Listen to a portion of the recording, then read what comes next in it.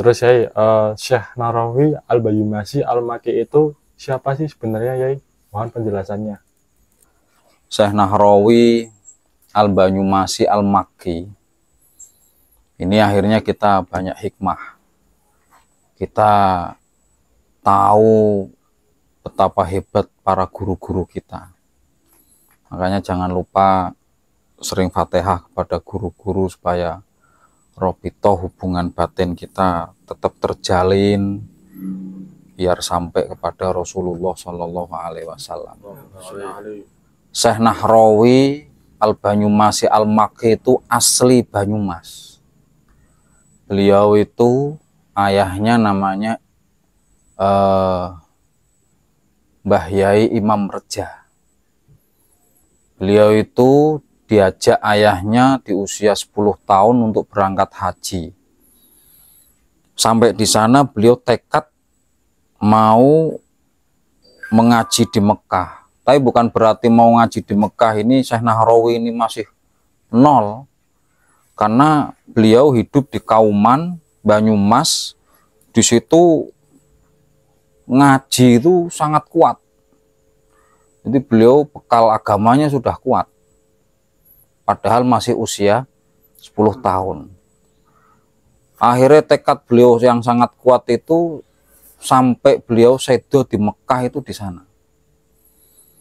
Nah, Syekh Nahrawi itu banyak bertemu dengan para guru-guru yang luar biasa. Di antaranya guru fikihnya Syekh Zaini Dahlan. Di antara gurunya lagi Syekh Khotib Sambas. Ini Masya Allah, Masya Allah.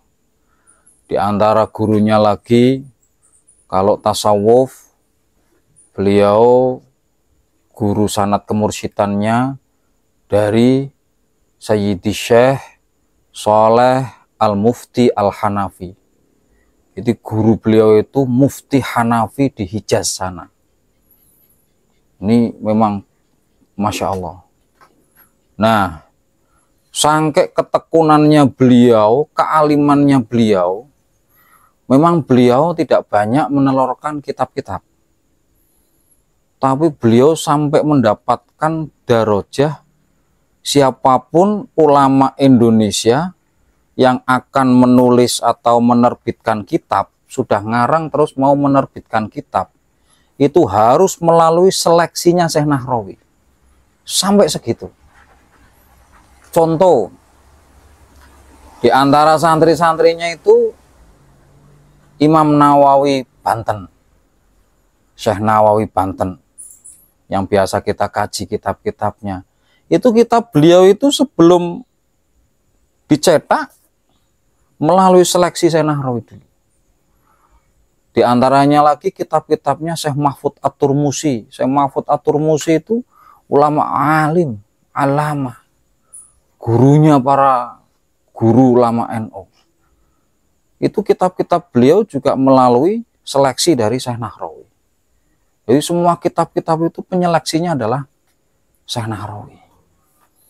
Lah, di antara santri-santrinya Syekh Nahrawi yang bukan jalur torekoh, ya tapi beliau tetap batinnya luar biasa, min aulia semua. Di antaranya itu Mbah Yai Soleh Darat. Beliau itu mertuanya Mbah Yai Amir Pekalongan. Terus Mbah Yai Khalil bin Abdul Latif Bangkalan, gurunya Mbah Yai Hashim As'ari. Terus lagi Mbah Yai Fakih Mas Kumambang Gresik, ini simbah-simbahnya Gus Bahak. Terus lagi Mbah Yai Mahfud At-Turmusi, aslinya Termas, tapi beliau sedo di Mekah. Terus lagi Mbah Yai Hashim As'ari. Terus lagi Mbah Yai Amir Idris Pekalongan. Mbah Yai Amir Idris itu nyantri di Syekh Nahrawi itu masih kecil, karena diajak ke Mekah itu masih kecil. Terus lagi Mbah Yai Khalil Harun Rembang. Mbah Yai Khalil Harun itu mertuanya Mbah Yai Bisri Mustafa. Ini orang tua saya masih menangis dulu saat di Rembang. Terus lagi Mbah Yai Maksum Lasem, di antaranya itu. Terus lagi Mbah Yai Ehsan Jampes Kediri, di antaranya lagi Habib Salim bin Jindan Jakarta, dan masih banyak lagi. Nah, kalau di jalur Torekoh, kemursidan dari Sayyidi Syekh Soleh Al-Mufti Al-Hanafi tadi, Mbah Yai Nahrawi ini, Syekh Nahrawi ini, santri-santrinya yang diangkat mursyid, kemudian menyebarkan kemursidan Torekoh Syadiliyah di Indonesia, itu ada 8 santri. Di antaranya Mbah Yai Dalhar Watu Congol, terus Mbah Yai Sirot Payaman Magelang, terus Mbah Yai Ahmad Ngadirejo Klaten, terus Mbah Yai Abdurrahman Al-Kahfi Kebumen, terus lagi Mbah Yai Abdul Muthalib Kaliwungu Kendal, terus lagi Mbah Yai Ibrahim Banyumas, terus lagi Mbah Yai Abdul Malik Purwokerto. Ini jalur Torekoh kita dari Maulana Al-Habib Lutfi, terus dari Mbah Yai Abdul Malik. Lah Mbah Yai Abdul Malik ini karena ketekunan dan kealimannya, beliau itu ahli hadis, ahli tafsir, sampai di Hijaz itu beliau menjadi mufti Syafi'i. Ini Mbah Yai Abdul Malik. Padahal Mbah Yai Abdul Malik di Jawa itu Masya Allah tawaduknya, tidak memperlihatkan kalau beliau itu mufti di sananya. Itu Mbah Yai Abdul Malik. Terus yang ke-8 adalah Mbah Yai Hasan Jazuli Pliken Banyumas. Yaitu 8 ini akhirnya menyebar Torekoh Syadiliyah dari jalur Syekh Nahrawi Al-Banyumasi Al-Makki tadi.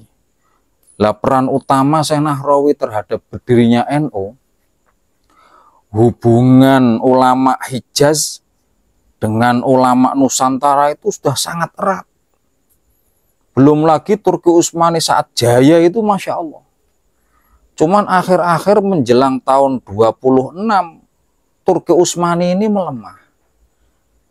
Nah, di antara keeratan hubungan ulama Nusantara dengan ulama Hijaz, itu ketika permasalahan apapun, ini sebagai bukti Mbah Yai Syekh Nahrawi ini pernah ngarang kitab namanya Al-Ajwibah Limas Alatil Jawiyah. Itu beliau anggit karang di tahun 1922 tentang masalah dalil maulitan, dalil haul, dalil manakib, dan lain-lain. Ini menunjukkan bahwa sebelum berdirinya NU di 26 pun, di tahun 1926, hubungannya udah erat banget. Dan para pendirinya itu tidak lepas dari santri-santrinya Syekh Nahrawi.